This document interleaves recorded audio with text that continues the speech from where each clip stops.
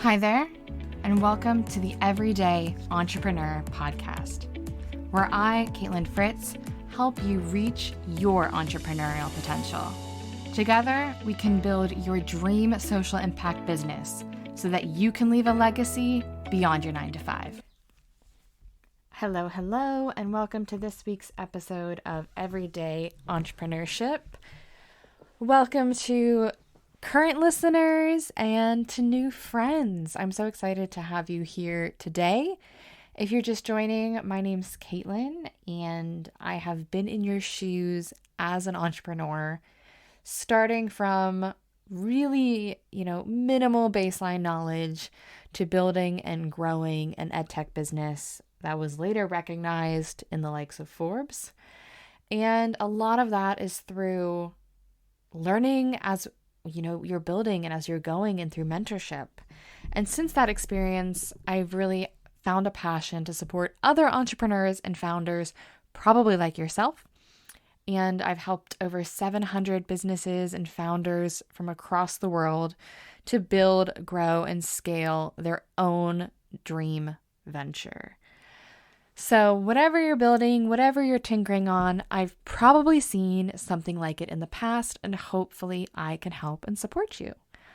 So today, I just wanted to share 4 myths we really need to debunk in the startup space around understanding your audience and your market. So over the past couple of months, I've been working with various universities, not-for-profits, and accelerators, and having conversations with founders, both, 18-year-olds fresh into the university scene, eager to build, all the way to 70-year-olds wanting to make their dream business possible. And one topic that kept coming up is, how do you understand your market? And I feel like we're told a lot of myths as founders, and I just want to kind of peel back the curtain and get real with you guys about understanding your audience. So the first myth I feel like we're told is to understand our audience, we need to understand the demographics. You'll see pitch decks, you'll see businesses saying, we're a product or service for 19 to 24-year-olds, or women between the ages of 45 and 55 in Kansas City, Missouri. Don't get me wrong. Demographics are important. Ages, backgrounds, where they live, their education background, their professional background, even their disposable income. All of those are very demographic data. But I feel like demographics aren't enough to capture the full holistic picture of our customer. They're a great, maybe starting point, but I know a 30-year-old in one part of London is very different than a 30-year-old in West London. It's not good enough to just keep it to these inside-the-box demographic figures. What we need to do is dig deeper. Understand customer habits, tendencies, their backgrounds, motivations, frustrations, fears, wants, desires, and also where they spend their time and their money. All of those sort of intangible, maybe even fringe elements of who we are can build a more holistic customer persona. So instead of talking into the air, trying to reach 30 to 45-year-olds in London, we know where this person buys their groceries, what kind of habits they have instilled in their kind of everyday lives, what their purchasing power is, what are their likes and dislikes. Maybe they're a dog owner who has different sort of empathies than other groups. So demographics, yes, important, but only a sliver of what it takes to really understand your customer and your market. That's myth number 1. Myth number 2, bigger means better when it comes to market. You know what I'm talking about. You've heard people pitch Dragon's Den, Shark Tank. We're entering a $12 billion market. We're entering a $15 million market. And I feel like we're using these big numbers to add some sort of gravitas to what we're talking about. Once again, a market is kind of like a sea. Just because there's fish in that sea does not mean you're going to catch them. I am much more in tune, and I respect the founders and the business owners who really can niche down and understand their true target market, who they can actually capture and bring in to their business.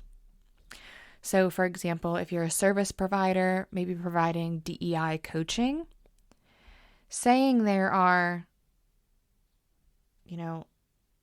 40,000 corporates who you can sell to, yeah, okay, that's great. But what I want to know is, who could you reach within the next 3 to 6 months? That might be 40 corporates in this geographical region. You need to understand your audience and your market and who you can actually capture, not just throw around big numbers, the millions, the billions, the floods and seas of customers. That's only going to get you so far. So let us debunk that myth. The third, because I can't count right now, the third myth, especially for my online business owners, my service providers, or even products that have mass appeal, is that, quote, everyone is my audience. Everyone is my customer. Ooh, that just grates me to my core. That is an absolute myth. Everyone is not your customer. Because if you are targeting everyone, you are targeting no one. Maybe you offer, for example, I'm just going to pick a product that everybody uses, soap. Soap, yes, could be bought by everyone, but there's a very big difference between a $12 luxury hand soap versus that 99-cent dish soap.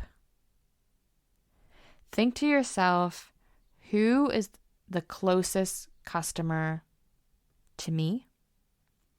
Who are your earliest adopters? Who is going to be the customer group that will be first to buy? The people buying the 99-cent dish soap will not be the same people who will be the first to buy your luxury goat milk hand soap. So it kind of goes back to that first myth where really understanding your customer tendencies is important. And when it comes to kind of the general phrase, everyone is my audience, what I always come back with is you need to start somewhere.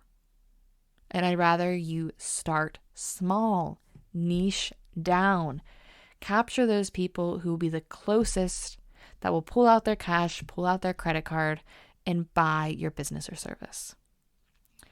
So the myth that everyone is my audience, we need to start somewhere. And last but not least, the fourth myth is that, okay, one and done. I've done my market research. Boom, I can go out and sell, and I can go out and really target these users and customers. Market research, building out your customer persona, understanding your user demographic, that is a living process. It is not a one and done situation. Just because you do market research doesn't mean you look at it once, file it away, put it on your desktop in some crazy folder you'll never look at again. As you gain more information, as you get more users, as you do more feedback and research and understanding your customer touch points, your market understanding and your customer understanding and your audience segmenting is going to get so much richer. And that's an iterative process. You're always going to be learning, developing, and refining your customer audience. So think of this as a living exercise, not something that you do once and throw it in the corner. So those are the 4 myths I really wish we would talk more about and debunk when it comes to understanding your audience and your market. So just to recap, number 1 myth that we're throwing out the window, your audience is just their demographics. Number 2 myth, the bigger the market, the better. Number 3 myth, everyone is my audience. And number 4 myth, market research is a one and done exercise. So hopefully you can take some of this away. I know on my YouTube, I'm launching a video, I want to say this week, on understanding your audience, some of the things we're talking about by using a tool called the Empathy Map. So I will drop that link in the show notes if you want to work through a really practical exercise on how you can dig deeper in understanding your audience. And if you want to learn more, be a friend, join our newsletter community. We're talking about all things entrepreneurship.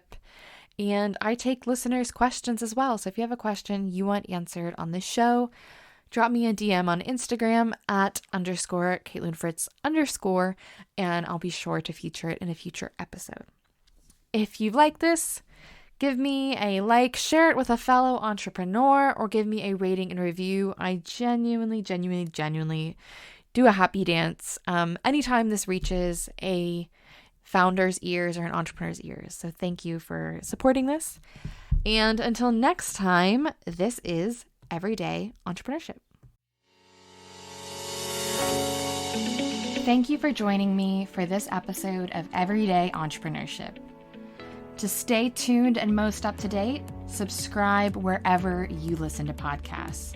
You can follow me, Caitlin Fritz, on Instagram. And if you have any questions about building your business with impact, drop me an email with the link in the show notes.